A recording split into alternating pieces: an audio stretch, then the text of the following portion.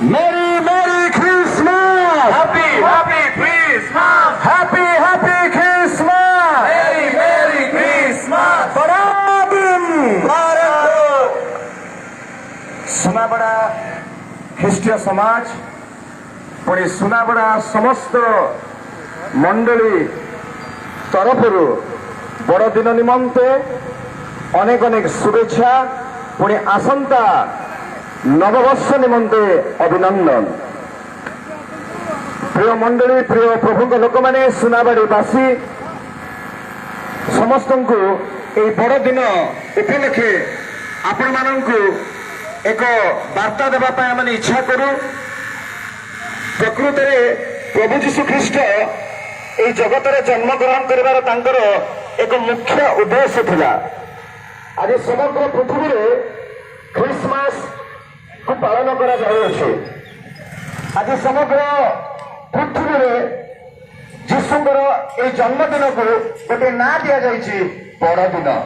ବଡ଼ଦିନ ତାର ଅର୍ଥ ଏଇଟା ଯେ 24 ଘଣ୍ଟା କି 24 ଘଣ୍ଟାର ଦିନ କି 26 ଘଣ୍ଟା ହେଇଗଲା କି 25 ଘଣ୍ଟା ହେଇଗଲା ସେମିତି ନୁହେଁ, କିନ୍ତୁ ଏଇଟା ଗୋଟେ ଏକ୍ସଟ୍ରା ଅର୍ଡିନାରୀ ଡେ।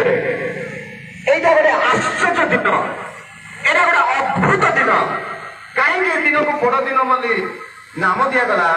ଯେହେତୁ ଏଇ ଦିନରେ এই ଧରା ପୃଷ୍ଠରେ এই ପୃଥିବୀ ପୃଷ୍ଠରେ ସାରା ମାନବ ସମାଜର ତ୍ରାଣକର୍ତ୍ତା ମୁକ୍ତିଦାତା ଯେହେତୁ ମନୁଷ୍ୟ ଗୋଟିଏ ବିଷୟ ଦ୍ୱାରା ସେ ଈଶ୍ୱରଙ୍କ ଠାରୁ ସବୁଦିନ ପାଇଁ ଅନନ୍ତକାଳୀନ ସେ ପୃଥକ ହେଇଯାଇଥିଲା, ସେଇଟା ହଉଛି ପାପ।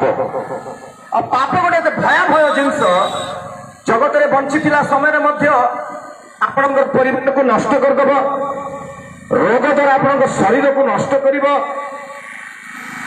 ପାପ ଦ୍ୱାରା ଆପଣଙ୍କର ଜୀବନ ବର୍ବାଦ ହେଇଯିବ, ପରିବାର ନଷ୍ଟ ହେଇଯିବ। ଯେମିତିକି ଯୋଉଠି ମିଠା ଥିବ ଚିନି କି ଗୁଡ଼ ଥିବ ସେଠି ପିମ୍ପୁଡ଼ି ମାନେ ଆସିବେ। ପାପ ଗୋଟେ ଏତେ ଭୟାନକ ଜିନିଷ, ଯୋଉଠି ପାପ ଅଛି ସେଠି ରୋଗ ଆସେ, ଅଶାନ୍ତି ଆସେ, ଅଭିଶାପ ଆସେ, ଝଗଡ଼ା, ମର୍ଡର, ହତ୍ୟା, ଅଶାନ୍ତି, ପରିବାରରେ କଳି, ଭାଇ ଭାଇ ଭିତରେ ଅମିଳନତା, ଗୋଟେ ଭାଇ ଆଉ ଗୋଟେ ଭାଇର ଘୃଣା କରେ ପାପ ପାଇଁ। ଆଉ ଏ ପାପ ଈଶ୍ୱରଙ୍କ ଠାରୁ ସବୁଦିନ ଆମମାନଙ୍କୁ ଅଲଗା ନେଇଯାଇଥିଲା। କିନ୍ତୁ ପ୍ରିୟ ପ୍ରଭୁଙ୍କ ଲୋକମାନେ, ମୁଁ ଆପଣମାନଙ୍କୁ କହିବା ପାଇଁ ଚାହୁଁଛି, ସୁନାବେଡ଼ାବାସୀ, ସିମଲିଗୁଡ଼ାବାସୀ, ଆପଣମାନଙ୍କୁ ମୁଁ କହିବା ପାଇଁ ଚାହୁଁଛି, ଏ ପାପ ଗୋଟେ ଏତେ ଭୟାନକ, ଏତେ ଖରାପ, ଏତେ ମନ୍ଦ ଅଟେ, ଯାହାକି ଆମମାନଙ୍କୁ ଅନନ୍ତକାଳୀନ ଦଣ୍ଡ ଅଭିଶାପ ରଖିଥିଲା।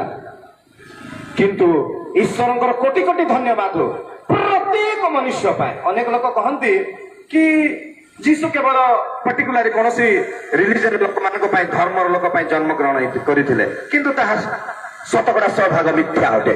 ପ୍ରଭୁ ଯୀଶୁ ଖ୍ରୀଷ୍ଟ ମନୁଷ୍ୟ ସମାଜ ପାଇଁ ସେ ଜନ୍ମଗ୍ରହଣ କଲେ।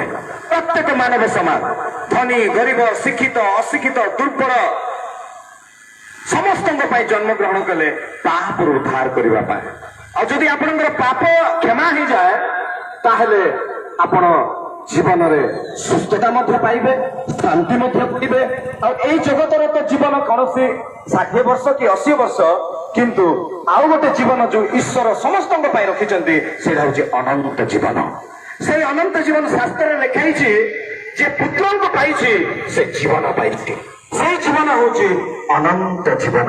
ପ୍ରିୟ ଭାଇ ଭଉଣୀ ମାନେ, ମୁଁ ଆପଣମାନଙ୍କୁ କହିବା ପାଇଁ ଚାହୁଁଛି, ଯଦି ବି ଏହା ଆପଣ ମାନଙ୍କୁ ଗୋଟିଏ ଶୁଣିବା ପାଇଁ ଅଜବ ଲାଗିପାରେ, କିନ୍ତୁ ପ୍ରଭୁ ଯୀଶୁ ଆମମାନଙ୍କୁ ଅନନ୍ତ ଜୀବନ ଦେବା ପାଇଁ ଆସିଥିଲେ, ପାପ କ୍ଷମା ଦେବା ପାଇଁ ଆସିଥିଲେ।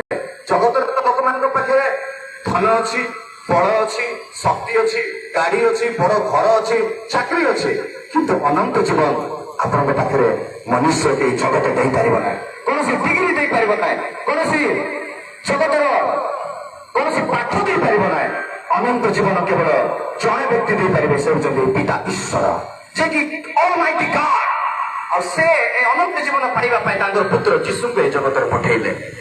ଆଉ ଯୀଶୁ ମାଥିଉ 1:21 ଲେଖା ହେଇଛି, ମନୁଷ୍ୟକୁ ପାପରୁ ଉଦ୍ଧାର କରିବା ପାଇଁ ଜଗତରେ ଆସିଲେ। ଯେହେତୁ ରକ୍ତପାତ ବିନା ପାପ କ୍ଷମା ହୁଏ ନାହିଁ, ସମସ୍ତ ଶାସ୍ତ୍ର ଲେଖା ହେଇଛି ରକ୍ତପାତ ବିନା। ଯୀଶୁ ପବିତ୍ର ଥିଲେ, ସେ କେବେ ପାପ କରିନାହାନ୍ତି। ଶାସ୍ତ୍ରରେ ଲେଖା ହେଇଛି, ତାହାଙ୍କର ବଳି ଦ୍ୱାରା ମନୁଷ୍ୟର ପାପ କ୍ଷମା ହେଲା। ଯେ ସେ ରକ୍ତକୁ ବିଶ୍ୱାସ କରିବ ତାହାର ପାପ ଅନନ୍ତକାଳୀନ ପାଇଁ କ୍ଷମା ହବ। ଆଉ କେବଳ ତାହା ନୁହେଁ, ଯୀଶୁ ଯେତେବେଳେ ସେ କ୍ରୁଶରେ କୁଶାର୍ପିତ ହେଲେ ଆଉ ଆମମାନଙ୍କର ପାପ ପାଇଁ ସେ ମରିଗଲେ, ତୃତୀୟ ଦିନରେ ସେ ମରଣକୁ ଜୟ କରେ, ମୃତ୍ୟୁକୁ ଜୟ କରି ସେ ପୁନରୁତ୍ଥିତ ହେଲେ। ଯେହେତୁ ସେ ଗଡ୍ ଥିଲେ, ଈଶ୍ୱର ଥିଲେ, ସେଥିପାଇଁ ସେ ମରଣକୁ ଜୟ କଲେ। ସେଥିପାଇଁ ଯେ ତାଙ୍କଠାରେ ବିଶ୍ୱାସ କରିବ ସେ ମଧ୍ୟ ମୃତ୍ୟୁକୁ ପାର ହେଇଯିବ, ଅନନ୍ତ ଜୀବନ ପାଇବ। ମୁଁ ଆପଣମାନଙ୍କୁ କହିବା ପାଇଁ ଚାହୁଁଛି, ଯୀଶୁ କହିଲେ ମୁଁ ପୁନର୍ବାର ଆସିବି। ମୁଁ ଆସିବା ପୂର୍ବରେ ଦେଶରେ ଦେଶ ଦେଶ ଯୁଦ୍ଧ ହବ, ମହାଭୂମିକମ୍ପ ହବ, ଅନେକଙ୍କ ମଧ୍ୟରେ ପୃଥିବୀରେ ବିଭିନ୍ନ ପ୍ରକାର ଭୟଙ୍କର ମହାମାରୀ ହେବ। 2020ରେ ମଧ୍ୟ ମହାମାରୀ ଆସିଥିଲା। ତାର ତ ଯୀଶୁଙ୍କ କଥା ସତ୍ୟ। ଯୀଶୁ ପୁନର୍ବାର ଆସୁଛନ୍ତି। ସେ ଆପଣମାନଙ୍କୁ ମତେ ପ୍ରେମ କରି କ୍ଷମା ଦେବା ପାଇଁ, ଅନନ୍ତ ଜୀବନ ଦେବା ପାଇଁ এই ଜଗତରେ ଜନ୍ମ ଗ୍ରହଣ କଲେ। ତେବେ ମୁଁ ଆପଣମାନଙ୍କୁ କହିବା ପାଇଁ ଚାହୁଁଛି, ହୁଏତ ଆପଣ ଅଶାନ୍ତିରେ ଅଛନ୍ତି, ଆପଣଙ୍କ ପରିବାର ଭାଙ୍ଗି ଯାଇଛି, ହୁଏତ ସମସ୍ୟାରେ ଆପଣ ପଡିକି ଆତ୍ମହତ୍ୟା କରିବା ପାଇଁ ଚାହୁଁଛନ୍ତି, ଜୀବନରେ ହୁଏତ ଆପଣ ନିଶା କି ପାପ ଛାଡି ପାରୁନାହାନ୍ତି, ଯୀଶୁଙ୍କ ନିଜ ହୃଦୟରେ ଜାଗା ଦିଅନ୍ତୁ। ସେ ଆପଣଙ୍କର ପାପରୁ ଆପଣଙ୍କୁ ମୁକ୍ତ କରିଦେବେ, ଶାନ୍ତି ଦେବେ, ଗୋଟେ ନୂଆ ଜୀବନ ଆପଣ ଆରମ୍ଭ କରିବେ। ଆଉ ଆପଣଙ୍କ ଶେଷରେ এই ଜଗତରୁ ଗଲା ପରେ ଅନନ୍ତ ଜୀବନ ଅଧିକାରୀ ହେବେ। ପୁନର୍ବାର ମୁଁ ଆପଣମାନଙ୍କୁ এই ବଡ଼ଦିନର ଅନେକ ଅନେକ ଶୁଭେଚ୍ଛା, ଅଭିନନ୍ଦନ। ପ୍ରଭୁ ଆପଣମାନଙ୍କୁ ଆଶୀର୍ବାଦ କରନ୍ତୁ। ମେରି ମେରି ଖ୍ରୀଷ୍ଟମାସ, Happy, happy Christmas. ପୁନର୍ବାର ସୁନାପଡ଼ା ପାଷ୍ଟର ଆସୋସିଏସନ, ସୁନାପଡ଼ା ସମସ୍ତ ଚର୍ଚ୍ଚ ଡିନୋମିନେସନ ତରଫରୁ, ପୁଣି ସୁନାପଡ଼ା ଖ୍ରୀଷ୍ଟ ସମାଜ ତରଫରୁ ଆପଣମାନଙ୍କୁ ଅନେକ ଅନେକ ଶୁଭେଚ୍ଛା, ଅଭିନନ୍ଦନ, ଧନ୍ୟବାଦ।